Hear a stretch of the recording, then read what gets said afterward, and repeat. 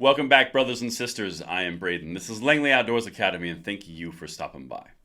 All right, guys, tonight I'm going to bring you some exciting news that's coming out of Texas. A court there has granted a preliminary injunction against the DOJ and the ATF around their ghost gun or their new frame receiver rule, particularly in one specific instance. But the judge left this to go nationwide, and we are going to have an answer on next steps next week. This is a big deal. I cannot wait to hear what you guys think about this one, because this one, like I say, guys, this has some real legs, and I'm excited to continue following this for you, but I cannot wait to hear what you guys think. Now, I'm going to say a quick word from our sponsor, Young Americans for Liberty, and then we're going to dive into this. They brought us this content, so thank you to them, but let's hit it. I can't wait to get this stuff to you. Now, today, I want to tell you about an opportunity to jump headfirst into the Liberty movement and make a real impact. Young Americans for Liberty is currently recruiting campaign field staff to help elect pro-liberty candidates across the country. These hardcore candidates are dedicated to protecting and restoring the Second Amendment and the rest of our fundamental rights as Americans. If you are ready to be part of the fight, stand against the establishment, and make a real change in 2022, you can join on these campaigns from now through November 8th. Gas is completely covered, housing is fully provided, and you'll be compensated a total of $2,800 per month for your work on the campaign trail. Go to yaliberty.org/Langley to apply and get real change in this country today. And thank you to Young Americans for Liberty for making the video possible. But, brothers and sisters, I cannot wait to get into this. I love that I can bring this stuff to you. And if you think we earned that subscription, we'd love to have you along for the fight, because this helps us get more stuff like this. And thank you in advance for your consideration. But let's get this. I'm going to show you the actual court doc on the screen right now. Just so we're all on the same page, this is in the Northern District of Texas in Fort Worth. The plaintiffs here are Firearms Policy Coalition and Tactical Machining. They're two individuals. They're not the important part of this. And then this is going against the defendant, Merrick Garland, Attorney General of the DOJ, and Stephen Dettelbach, Director of the ATF. So these are the two heavyweights. This is a big deal, and they will be considered defendants for everything I'm about to read you, because like I said, oh, it's good. And I'm going to start with the conclusion, and then we'll get into some snippets which are going to carry nationwide. Conclusion. Tactical Machining has shown it is entitled to a preliminary injunction against defendants. Enforcement of the final rule. Accordingly, the court grants the motion in part, denies the motion in part, and orders that defendants and their officers, agents, servants, and employees are enjoined from implementing and enforcing against Tactical Machining, LLC, the provisions in that ordinance that this order has been determined are unlawful. That's incredibly important.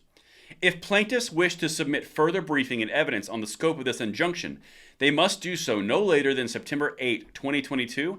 Any responses are due within 7 days of plaintiffs filing, so ordered on the second day of September 2022. This came out today by Judge Reed O'Connor in the United States District Court. This is a really big deal, and here's a few of the things that I want to make sure you guys are aware of, because, like I said, this has real legs here, and let's get it. All right.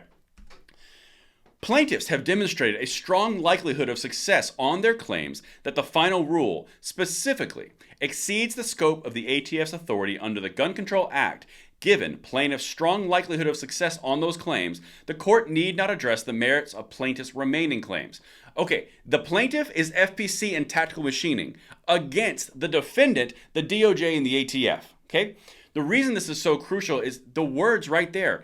Exceeds the scope of ATF's authority under the Gun Control Act. That is crucial. The argument that we've had for over a year now, we've been talking about together, is literally the fact that the ATF superseded its authority in interpreting congressional law. The court is agreeing. This is the judge's words. Let's keep going. There's a lot of stuff in here which is really great. Plaintiffs Vanderstock, Andren, Tactical Machining, and the FPC sue the Attorney General, Department of Justice, ATF, and the ATF Director over the final rule. Plaintiffs now move for a nationwide preliminary injunction to prevent defendants from enforcing the rule. Now that part right there, that's where this one little part of Texas goes national.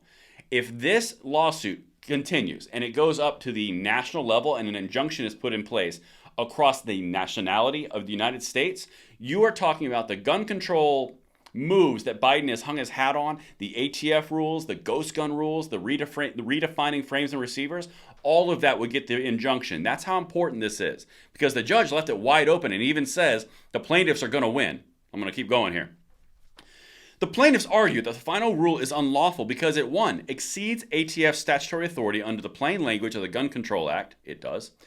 Number 2 is a major question that Congress did not delegate to the ATF. That's true. And 3 is not a logical outgrowth of the proposed rule. And 4 represents a drastic, unexplained change in ATF's position.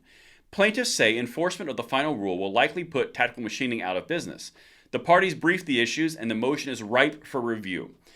All 4 of those reasons are some of the reasons that the injunction was granted. This is a really big deal, specifically when you're tying in the West Virginia versus the EPA Supreme Court case.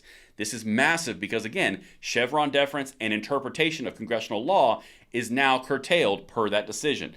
Let's keep going because, like I said, this is what we need to see. This is great stuff. So this is from the analysis portion. Likelihood of success on the merits. Basically, is this going to work? Plaintiffs must first show a substantial likelihood that they will succeed on the merits of their claims. Quote, to show a likelihood of success, the plaintiff must present a prima facie case, but need not prove that he is entitled to summary judgment. Plaintiffs have shown a strong likelihood that they will succeed on the merits of their claims that ATF's new definitions are inconsistent with the Gun Control Act. That is massive language. Again, this is the court. This is the judge writing this. Let me read that last part again. Plaintiffs have shown a strong likelihood that they will succeed on the merits of their claims that ATF's new definitions are inconsistent with the Gun Control Act. Dead on. But for a judge to say this in district court, this is going places. Again, let me show you how he left the door open. The plaintiffs argue the final rule exceeds ATF's statutory authority under the Gun Control Act in 2 ways. This is the 2 ways that they did. First, plaintiffs argue that the final rule expands ATF's authority over the parts that may be readily converted into frames or receivers when Congress limited ATF's authority to frames and receivers as such. That's a big part because this is all about ATF taking liberty and interpreting congressional law. That's the key here, and that's what the judge is hitting on. Secondly, plaintiffs argue that the final rule unlawfully treats weapon parts kits as firearms. Plaintiffs are likely to succeed on both claims. This is really big deal. Like I try my best not to get you guys amped about stuff that's not going to happen. This seems like it has really good legs, like I said. Let's keep going though. ATF's new definition of frame or receiver is facially unlawful. Facially unlawful. Unlawful! That's a big deal. By comparison, the final rule includes definitions of frame and receiver in that appear to be consistent with the statute. This further highlights that the final rule's expansion of authority to firearm parts that are not yet frames and receivers goes beyond Congress's definition. Again, that is West Virginia versus EPA. They cannot rule outside of congressional, basically, legislation. This is where the Chevron deference comes in. All of these things over the past are tying together, and it's going to start slapping them right in the face because the court is flat out saying, this is the reason why it's not working, DOJ and ATF. But let's keep going. Let's see what I said. There we go. In other words, it describes the full scope of frames and receivers that are consistent with the statutory scheme. ATF's expansion, on the other hand, covers additional parts that are designed to or may readily be completed, assembled, restored, or otherwise converted to function as a frame or receiver. But Congress intentionally omitted the language from the definition. This is facially unlawful because it describes only parts that Congress intentionally excluded from its definition of firearm. It is purely an expansion of authority beyond the statutory language. If you are the ATF or the DOJ or the Biden administration, this is a nightmare. Because this is undermining everything that you spent a year and a half pounding your chest and beating the war drum on saying you did something for gun violence when the entire thing was unconstitutional the entire time. This is the court system working its way through all the infringements. But let's keep going because there's a bunch of things here and this is all great stuff. Defendants next argue that the plaintiff's interpretation, again, this is the DOJ and the ATF at this point, thwarts congressional intent. According to the defendants, quote, the clear congressional intent as indicated by the plain language in the statutory scheme of the GCA, that's the Gun Control Act, was to regulate as a firearm the frame or receiver of a weapon. That much is evident. But defendants jumped from that premise to a boundless congressional intent to define firearms more broadly than fully operational weapon. That the court is saying you guys are full of it. But let's keep going.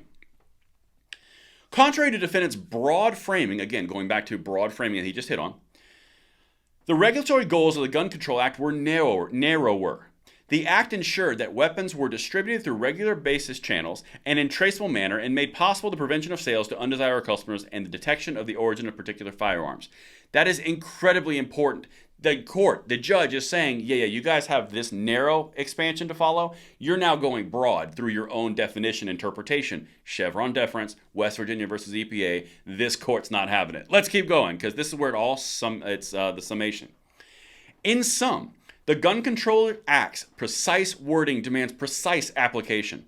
Congress could have described a firearm as, quote, any combination of parts that would produce a weapon that could fire a projectile. It used the language elsewhere in the definition. Congress could have described a firearm as any part designed to be part of a weapon. It used that language too. Congress could have described a firearm as a set of parts that may be readily assembled into a weapon, as it did for destructive devices. Congress could have written in all those things, and the very definition of firearm demonstrates that Congress knew the words that would accomplish the ends.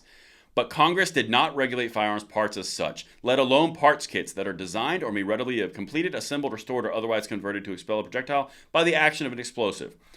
What the court is saying, what the judge is saying is, ATF, you have superseded your bounds. You are outside of bounds. You have exceeded the limitation put on you by Congress who actually passed the law. It is Congress's job to pass the laws. It is your job as the executive branch to interpret it, not create it. That's incredibly important. This is the first lawsuit that I've seen come out in a judgment that actually addresses all of these things in such a concise and perfect manner.